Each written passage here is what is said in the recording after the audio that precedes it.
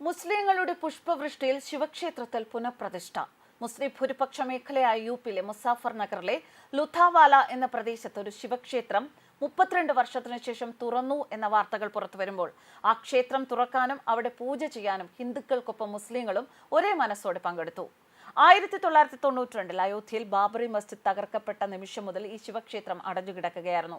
തർക്കമന്ദിരം തകർത്തതിനു പിന്നാലെ ഉണ്ടായ വർഗീയ സംഘർഷങ്ങളുടെ പശ്ചാത്തലത്തിലായിരുന്നു മുസാഫർ നഗറിലെ ശിവക്ഷേത്രം അടച്ചത്. ക്ഷേത്രത്തിലെ പ്രതിഷ്ഠകളും ശിവലിംഗവും നെഞ്ചോട് ചേർത്ത് പ്രദേശത്തെ ഹിന്ദുക്കൾ ഓടിയൊളിച്ചു. ശിവക്ഷേത്രത്തിലെ പുനഃപ്രതിഷ്ഠാ ചടങ്ങിനോട് അനുബന്ധിച്ച് നടന്ന ശോഭായാത്രയ്ക്ക് പുഷ്പവൃഷ്ടി നടത്തിയത് പ്രദേശത്തെ മുസ്ലിങ്ങളായിരുന്നു എന്നതാണ് ഇവിടുത്തെ മതേതരത്വത്തെ ചൂണ്ടിക്കാണിക്കുന്നത്. പുനഃപ്രതിഷ്ഠാ ചടങ്ങിനെ അവിടെയുള്ളവർ ഹവൻ എന്നാണ് വിശേഷിപ്പിച്ചത്.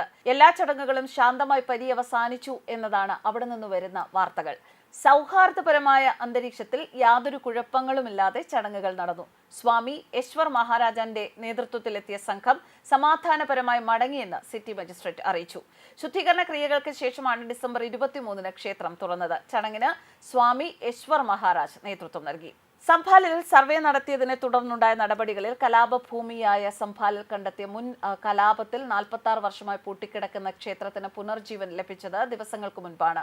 ഷാഹി ജുമാ മസ്ജിദിന് സമീപത്തെ ക്ഷേത്രമാണ് തുറന്നത്. ഷാഹി ജുമാ മസ്ജിദ് സ്ഥലം കയ്യേറി എന്നാരോപിച്ച് ഒഴിപ്പിക്കാനെത്തിയപ്പോഴാണ് അധികൃതർ പൂട്ടിക്കിടക്കുന്ന ക്ഷേത്രം കണ്ടെത്തിയത്. ഭസ്മശങ്കർ ക്ഷേത്രത്തിൽ ഹനുമാന്റെ വിഗ്രഹവും ശിവലിംഗവും ഉണ്ട് എന്നും വർഗീയ കലാപത്തെ തുടർന്ന് 1978 മുതൽ ക്ഷേത്രം പൂട്ടിയിട്ടിരിക്കുകയായിരുന്നുവെന്നും പ്രദേശവാസികൾ പറഞ്ഞു. ക്ഷേത്രത്തിന് സമീപത്ത് ഉപയോഗിക്കാതെ കിടന്ന കിണർ ഉപയോഗയോഗ്യമാക്കിയപ്പോൾ ആ കിണറിൽ നിന്നും വിഗ്രഹങ്ങൾ ലഭിച്ചിരുന്നു. പൂർവികരിൽ നിന്ന് ഈ ക്ഷേത്രത്തെക്കുറിച്ച് ഇവിടുത്തുകാർ ധാരാളം കേട്ടിട്ടുണ്ട്. ഇതൊരു പുരാതന ക്ഷേത്രമായിരുന്നു. എന്നാൽ കലാപത്തിന് ശേഷം ക്ഷേത്രം അടച്ചിട്ടുവെന്നും ഈ ക്ഷേത്രത്തിന് 500 വർഷമെങ്കിലും പഴക്കമുണ്ട് എന്നും പ്രദേശവാസികൾ പറയുന്നു. 1978-ലെ കലാപത്തിന് ശേഷം പ്രദേശത്ത് നിരവധി കുടുംബങ്ങൾ മറ്റിടങ്ങളിലേക്ക് താമസം മാറി. ഇതൊരു പുരാതന ക്ഷേത്രമാണ് എന്നും ഭസ്മശങ്കർ ക്ഷേത്രം എന്നാണ് അറിയപ്പെട്ടിരുന്നത് എന്നും നാട്ടുകാർ പറയുന്നു. 46 വർഷത്തിനു ശേഷം തുറന്ന സംഭാൽ ശിവക്ഷേത്രത്തിന് സമീപത്തായി 3 വിഗ്രഹങ്ങൾ കൂടി കണ്ടെത്തിയിരുന്നു. ഇവയിൽ ഗണപതിയുടെയും സുബ്രഹ്മണ്യന്റെയും വിഗ്രഹങ്ങൾ തിരിച്ചറിഞ്ഞിരുന്നു. ക്ഷേത്രത്തിന് സമീപത്തെ കിണർ കുഴിക്കുന്നതിനിടയിലാണ് വിഗ്രഹങ്ങൾ കണ്ടെത്തിയത്.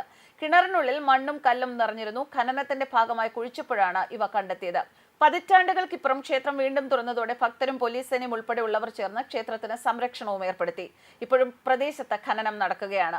പുതുതായി തുറന്ന ക്ഷേത്രത്തിൽ ഭക്തർ ഓം നമഃ ശിവായ എന്നും ഹർ ഹർ മഹാദേവ് എന്നും രേഖപ്പെടുത്തി. സംഭാലിൽ 1529 മുഗൾ ചക്രവർത്തി ബാബർ ഭാഗികമായി തകർത്ത ഹരിഹർ മന്ദിറിന്റെ അവശിഷ്ടങ്ങൾക്ക് മുകളിലാണ് ഷാഹി ജുമാ മസ്ജിദ് നിർമ്മിച്ചത് എന്നതായിരുന്നു ആരോപണം. ഇക്കാര്യം ചൂണ്ടിക്കാട്ടി സുപ്രീം കോടതി അഭിഭാഷകനായ വിഷ്ണു ശങ്കർ ജെയിൻ നൽകിയ പരാതിയിലായിരുന്നു പ്രാദേശിക സിവിൽ കോടതി സർവേക്ക് അനുമതി നൽകിയത്. ഇതിനു പിന്നാലെയാണ് ശിവക്ഷേത്രം തുറന്നതും ഭക്തർ പൂജകളും പ്രാർത്ഥനകളും ആരംഭിച്ചതും. സംഭാലിൽ ആക്രമണം നടത്താൻ സമീപ പ്രദേശങ്ങളിലെ മദ്രസ വിദ്യാർത്ഥികളെ ആൾക്കൂട്ടത്തിൽ ചേരാൻ വിളിച്ചു എന്ന് വ്യക്തമാക്കുന്ന ചില കത്തുകളും പുറത്തു വന്നിരുന്നു. ഗൂഢാലോചനയുടെ ഭാഗമായി സമീപ പ്രദേശങ്ങളായ ഹാപൂർ, റാംപൂർ, ബുലന്ദ് എന്നിവിടങ്ങളിൽ നിന്നുള്ള മദ്രസ വിദ്യാർത്ഥികളെയാണ് അക്രമത്തിൽ പങ്കെടുക്കാൻ ആഹ്വാനം ചെയ്തത് എന്നും കത്തിൽ പറയുന്നു. കോടതി ഉത്തരവിട്ട ജുമാ മസ്ജിദിന്റെ സർവേക്കിടെ സംഭാലിൽ വലിയ രീതിയിലുള്ള ആക്രമണം നടത്താൻ ഗൂഢാലോചന നടന്നിട്ടുണ്ട് എന്ന് സൂചിപ്പിക്കുന്ന ചില കത്തുകളും രേഖകളും പോലീസിന് ലഭിച്ചിരുന്നു. അക്രമം നടന്ന ദിവസം അയൽ ജില്ലകളിലെ മദ്രസകളുമായി ബന്ധപ്പെട്ടതായും യുവ വിദ്യാർത്ഥികളോട് സംഭാലിൽ ഒത്തുകൂടാൻ ആവശ്യപ്പെട്ടതായും കത്തിലുണ്ട്. ഈ സാഹചര്യത്തിൽ പോലീസ് കൂടുതൽ അന്വേഷണവും ആരംഭിച്ചിരുന്നു. ഉത്തർപ്രദേശിലെ സംഭാൽ നഗരത്തിൽ നിന്ന് 25 കിലോമീറ്റർ മാറിയാണ് ഷാഹി ജുമാ മസ്ജിദ്. 1526-ൽ മുഗൾ രാജാവായ ബാബർ പണികഴിപ്പിച്ചത്. പാനിപ്പത്ത് യുദ്ധത്തിൽ ഇബ്രാഹിം ലോധി ബാബർ പരാജയപ്പെടുത്തിയതോടെയാണ് സംഭാലിൽ മുഗളരുടെ അധീനതയിലായത്. പള്ളിയെക്കുറിച്ച് ഈ വിവരം മാത്രമായിരുന്നു വ്യക്തതയുള്ള ഏക കാര്യവും. മസ്ജിദിന്റെ പൗരാണിക സങ്കല്പത്തെക്കുറിച്ചും ചരിത്രത്തെക്കുറിച്ചും നിയമപരമായ രേഖകളെക്കുറിച്ചുമൊക്കെ അവ്യക്തത നിലനിൽക്കുകയാണ്. എന്തായാലും ഇത്തരം കാര്യങ്ങൾ അവിടെ കണ്ടെത്താൻ അല്ലെങ്കിൽ വിശദീകരണം കിട്ടാൻ ബാക്കി നിൽക്കുമ്പോഴും അവിടെയുള്ള ഹിന്ദുക്കളും മുസ്ലിങ്ങളും ഒരുമിച്ച് ചേർന്ന് അവിടെയുള്ള ക്ഷേത്രങ്ങളിലെ പ്രവർത്തനങ്ങളിൽ പങ്കാളികളാകുന്നു എന്നത് വലിയ ആശ്വാസം നൽകുന്ന ഒരു വാർത്ത തന്നെയാണ്. News desk കർമാൻസ്.